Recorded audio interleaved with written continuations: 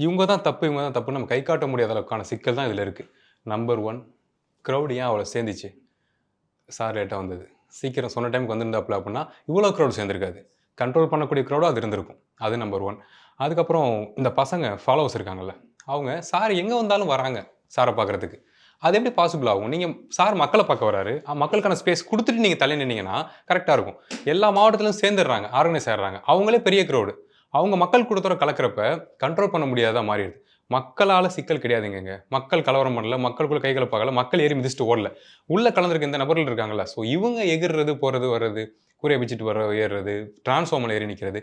அத தாண்டி உள்ள ஒரு டீம் இறங்கியிருக்குங்கிறது நமக்கு பார்க்கும்போதே தெரியுது. செப்பல்ஸ் பறக்குதுல்ல. டிவிகே ஃபேன் யாருமே ஈவன் சார புடிக்காட்டியுமே செருப்பு எறிய மாட்டாங்க. 4 செப்பல் அடுத்தடுத்து பறக்குது.